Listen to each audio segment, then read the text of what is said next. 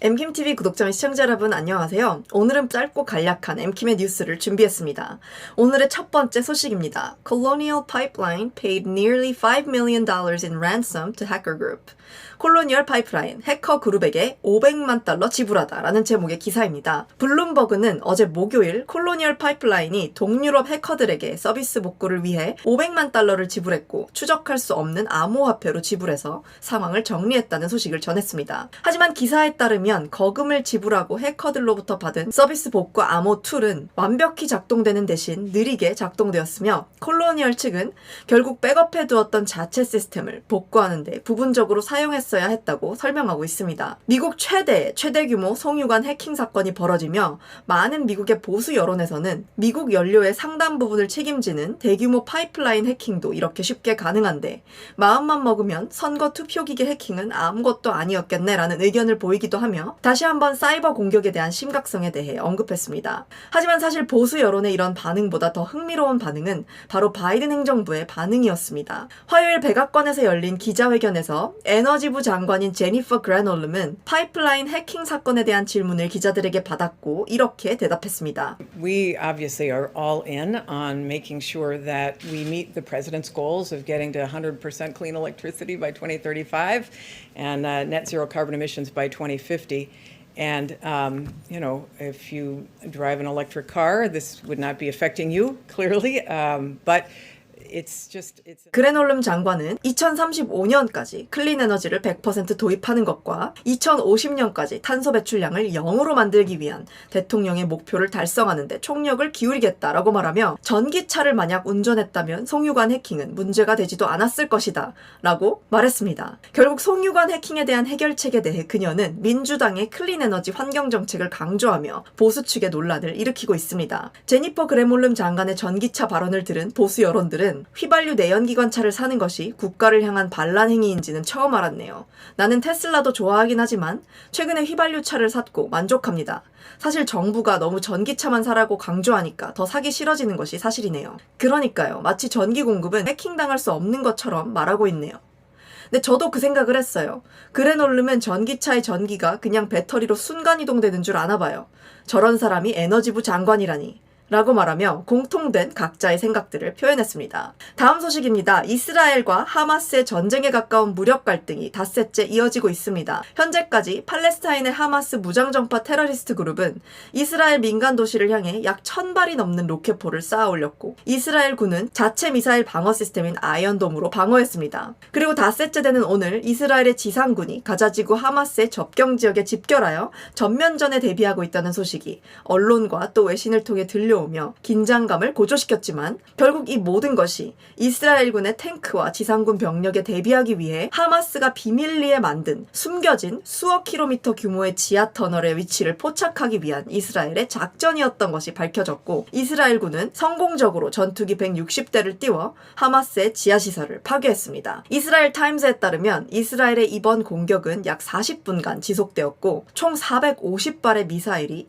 가자지구 북쪽 지역 150군데 타겟에 발포되었다고 전했습니다. 해당 소식에 대해 미국의 의회에서는 몇몇 대표 민주당 의원들의 친팔레스타인 테러리스트 발언으로 인해 민주당이 내부 의견 분열을 겪고 있다는 소식이 전해지며 이슈가 되고 있습니다. 이스라엘 팔레스타인의 무력 충돌 사건이 미국의 민주당 내에서 논란이 되고 있는 이유는 AOC와 일란 오마 그리고 라시다 틀렙과 같은 주요 민주당 의원 몇몇이 테러를 일으킨 팔레스타인 측을 비난하는 것이 아니라 오히려 그에 맞서 테러 그룹과 싸우고 있는 이스라엘군을 비난하며 이스라엘 군들이 팔레스타인의 무고한 시민들을 죽이고 있다며 비난하고 있기 때문입니다. 하지만 미국은 지금까지 테러리스트들에 대한 이스라엘의 자주 방위권을 꾸준히 지지해온 만큼 최근 바이든 또한 이스라엘의 반응에 대해 지지하고 또 인정했습니다. 이에 대해 AOC 민주당 의원은 그녀의 트위터를 통해 바이든은 이스라엘의 자위권이 있다고 말했지만 그럼 팔레스타인인에게 살아남을 권리는 없는 건가? 라고 따지며 미국은 팔레스타인인들에 대한 인권 유린을 받아들여야 하고 이런 권력 불균형에는 우리 미국에게도 책임이 있습니다 라고 말하며 바이든의 이스라엘 방위권 지지를 비난했습니다. 이러한 민주당 내에서의 의견 차이는 백악관 기자회견 질의에서도 긴장감으로 표출되었습니다. 한 기자가 백악관 대변인인 젠 사키에게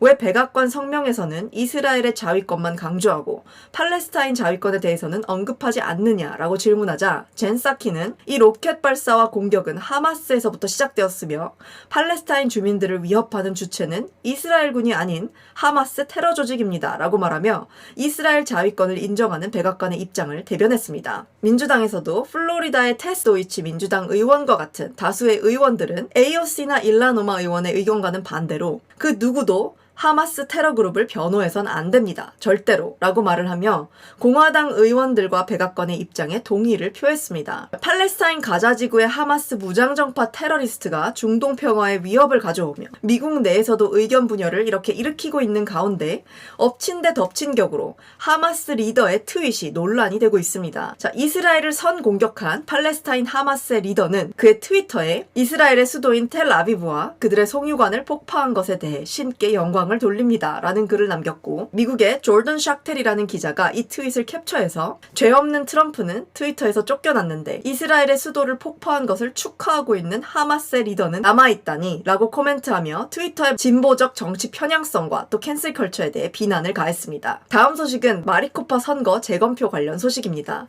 네, 이미 아시는 분들도 계시겠지만 최근 아리조나 대선 투표 감사 도중 마리코파 선관위가 투표 기계를 반납하기 직전에 삭제한 수많은 2020년 대선 관련 데이터들이 드러나 이슈가 되고 있습니다. 데이터 복구 프로그램들을 통해 밝혀진 해당 삭제 파일에 대한 스크린샷에는 과거 선거들에 대한 자료를 포함해서 2020년 11월 3일 대선 관련 자료들도 함께 섞여 있었고 선거 사기에 대한 큰 스모킹건이라는 이야기가 나오고 있습니다. 하지만 스크린샷 하나만으로는 모두를 설득할 수 없는지 실제 이 스크린샷을 본 좌파 여론에서는 거센 비난의 댓글이 쏟아지고 있었습니다. 예를 들어 이건 그냥 트럼프 지지자들의 화를 돋구기 위한 거짓말일 뿐이다. 이 스크린샷이 무엇을 의미하는지 아무도 정확히 알 수 없다.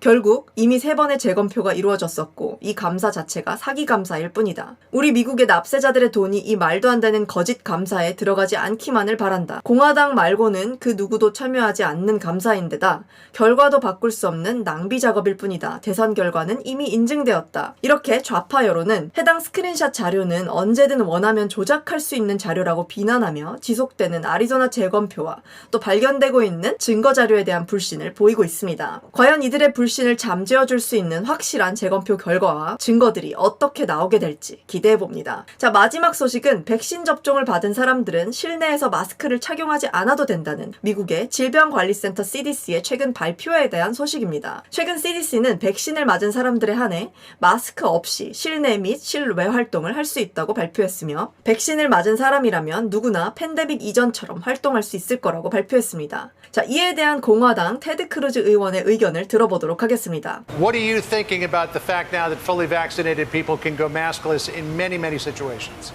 Well, my reaction to the CDC's announcement is it's about damn time that we should be following the science and not playing politics. And from the beginning of COVID, there's been far too much politics connected to it. Look, when it comes to masks, I've never understood the extreme on either side. I've never been one of those people who said never wear a mask. I would wear a mask on an airplane when I went to a grocery store, particularly when the pandemic was raging. But once I got my vaccine, once other people were getting vaccinated, I stopped wearing masks. And I got to say, I think Joe Biden and Kamala Harris have been playing politics with COVID-19, and they've been playing politics by keeping schools shut down. The science is absolutely clear. Kids should be in school in person today. The science is unequivocal on that. But they also were playing politics on masks, that it never made any sense once you were vaccinated to wear a mask.